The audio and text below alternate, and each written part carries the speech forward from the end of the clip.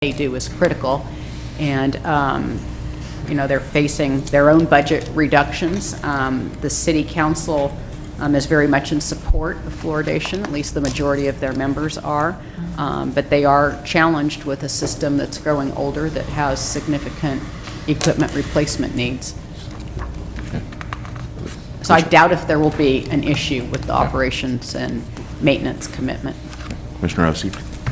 I need to be reminded of something. It seems when the Sacramento County Water Agency came forward on the fluoridation in that portion of the county that we put the money up for, there was a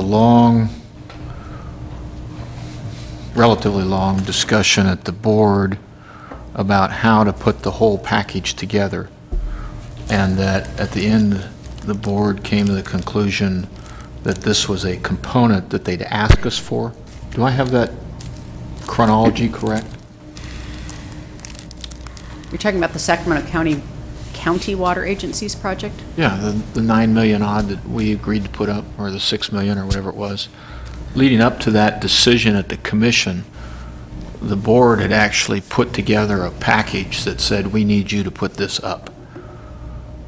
Do I have that chronology correctly? Rather than us just saying, here's a bunch of money, go do with it what you will, the board actually came up with a solution that said, we need the first 5 folks to put up X amount of money. Do I have that correct? I don't recall that per se, but the board looked at the entire county utilities budget in a whole way to determine what would be affordable, and there were issues mostly around whether or not the fluoridation system could be implemented without a rate increase. That was the pivotal issue. The reason I bring that up is I went back through the city council agendas in preparation for this item looking for some, for lack of a better term, legislative record about the council or the council's official position as it relates to this request for money, and I couldn't find one. It doesn't mean they don't have one. It's just that I couldn't find one. Okay. At the last hearing, they discussed their policy position around fluoridation, and The staff discussed it here. no, the city council discussed their policy position around fluoridation and reiterated to city staff their support for fluoridation. Did they have a plan for dealing? I mean, this is the 550,000 is, for lack of a better word, looks like Band-Aids to me. Yeah, and their initial commitment came about 10 years ago. Well, I have to admit to being a little bit troubled, kind of just throwing money into a pot, so to speak. I don't get this. It's definitely more open-ended, this Yeah. arrangement, than our other fluoridation contracts. Because if we put $500,000 in, that's a popular number these days, it seems like.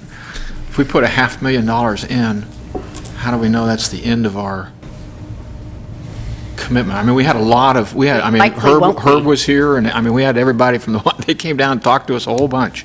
What $550,000 will do will help out the city considerably with basically what's been runaway cost maintaining this system at a time when they have equipment failures going on. And Brett provided Deborah and I and Leanne Hopkins, our contract analyst, with a terrific tour of the facility. So I actually have the benefit of going and looking at these tanks and seeing the difference of storage tanks that are outside versus storage tanks that are enclosed, actually looking at the wells with all these pipe fittings and getting a better understanding of how they get kind of gunked up with these chemicals, and basically the constant work that's involved in updating those different pieces of equipment so everything can flow properly and so they can ensure the optimal fluoridation levels. But it's quite a balancing act for them. But their equipment is failing. They're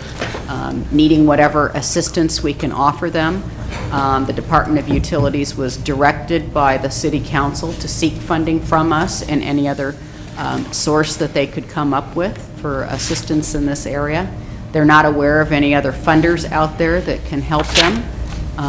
We're really their only avenue, realistic avenue of support at this time. They're making a very modest request.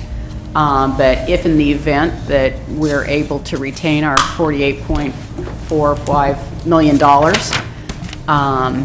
and we're kind of out of the danger zone in terms of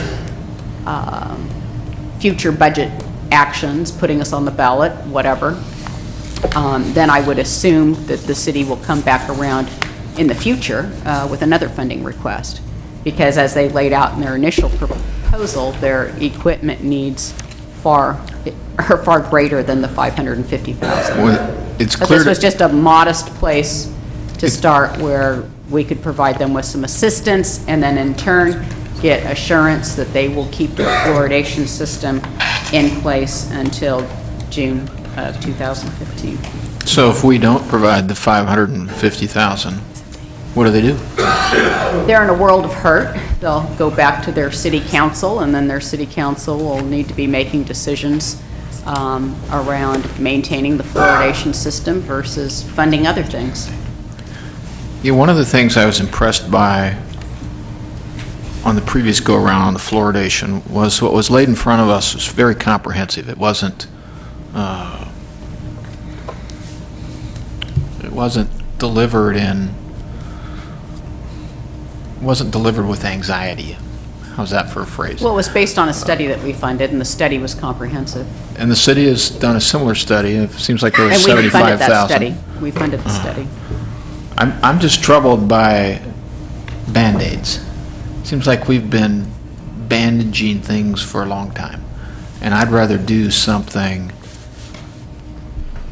I'd rather ask the city to come back with a comprehensive plan that essentially lays out, this is the whole universe, than to do something that, in my judgment at least, I mean, I might not be here, but in my judgment means they're going to be back in, what'd you say, June 30th of 15?